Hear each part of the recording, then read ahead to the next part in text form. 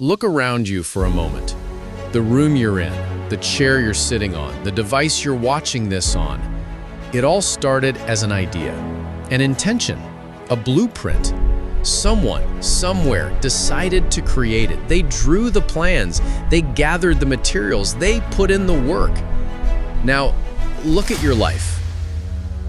Is it a life that you have intentionally designed? Or is it a structure built from random materials you just happened to find along the way? Did you follow a blueprint? Or did you just start building, hoping for the best?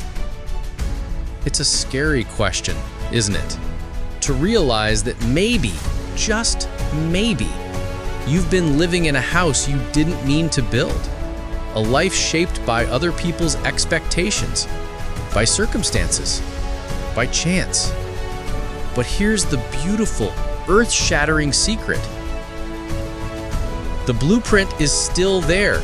It was never lost. It's right here. And it's never, ever too late to start a redesign. It's never too late to pick up the tools and become the architect of your own reality. All right, so where does an architect begin? They don't start with bricks and mortar. They start with a question. What is the purpose of this building? Who is it for? What will it stand for? You have to do the same for your life. You have to define your why. This isn't about what you want to have. A fancy car, a big house, those are just decorations. This is about who you want to be, what you want to feel. Joy, freedom, connection, peace. That is your foundation. That is your true north. As Friedrich Nietzsche famously said, he who has a why to live for can bear almost any how. Read that again. He who has a why can bear almost any how. When you know your purpose, the how becomes manageable. The late nights, the rejections, the hard work, they're no longer obstacles. They are simply the necessary steps in the construction process. The how gets its power from the why. So grab a pen right now and ask yourself the big questions. What makes me come alive? What problem in the world do I want to solve? When I'm 90 years old, what do I want to look back on and be proud of? What are my core values? Honesty, courage, kindness? Don't rush this. This is the most important work you will ever do. You are drafting the blueprint for your soul. Don't be afraid if the page is blank at first. Just sit with it. As the Sufi poet Rumi wrote, what you seek is seeking you. Your purpose wants to be found. You have your blueprint. You have the vision. Beautiful. But a blueprint is just a piece of paper until you start digging. It's time to lay the foundation. And the foundation of a purposeful life is not built on grand, sweeping gestures. It's built on something far more powerful. Discipline. Daily, boring, unsexy, relentless discipline. It's the alarm clock going off when it's still dark and your bed feels so warm. It's choosing the workout over the snooze button. It's choosing the blank page over mindless scrolling. It's doing the thing you said you would do long after the mood you set it in has left you. We are what we repeatedly do. Excellence, then, is not an act, but a habit. Excellence is a habit. It's a choice you make and then make again and again and again until it becomes automatic, until it becomes who you are. Stop negotiating with yourself. Stop giving your weaker self a vote. The part of you that wants comfort, that wants easy, that wants to quit, that part of you does not get a say in the construction of your future. You are the chief architect. You make the call. Every time you choose discipline over doubt, you are pouring concrete into your foundation. Every small promise you keep to yourself, you are laying another brick. It might not look like much on day 1, or day 30, or even day 100, but you are building something solid, something unshakable, so that when the storms of life inevitably hit, and they will hit, your structure will not collapse. It will stand firm because you did the hard work when no one was watching. Remember, discipline is the bridge between goals and accomplishment. There is no other bridge. Don't look for a shortcut. Don't look for an elevator. Take the stairs. Lay the foundation, one disciplined choice at a time.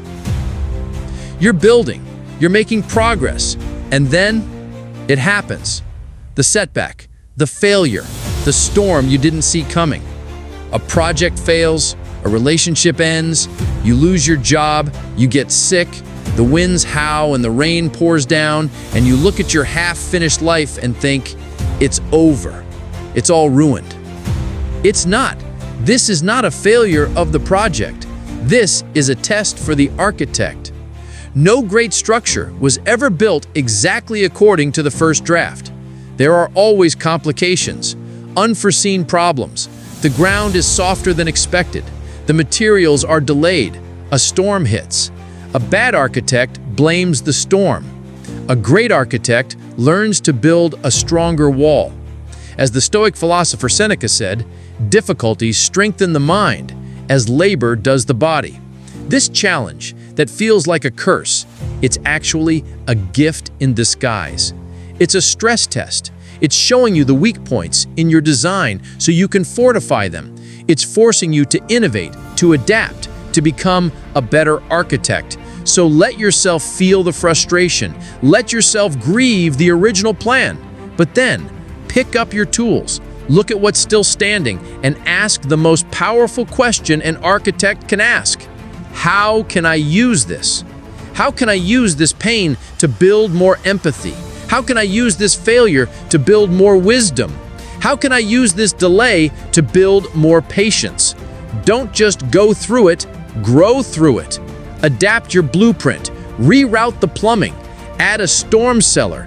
Make your life structure not just resistant to storms, but anti-fragile. Make it so that the storms actually make it stronger, because the impediment to action advances action. What stands in the way becomes the way. The structure is sound. The foundation is deep. The walls are strong. Now comes the best part, filling it with life, filling it with you. This is the interior design. This is about authenticity. You can build the most impressive skyscraper in the world, but if you furnish it with things you hate, if you paint the walls in colors that drain you, if you fill it with people who don't see you, is it truly a home? You have to be brave enough to be yourself, to hang your weird art on the walls, to play your music too loud, to love what you love without apology. To be yourself in a world that is constantly trying to make you something else is the greatest accomplishment. What's the point of building this incredible life if you have to wear a mask inside it?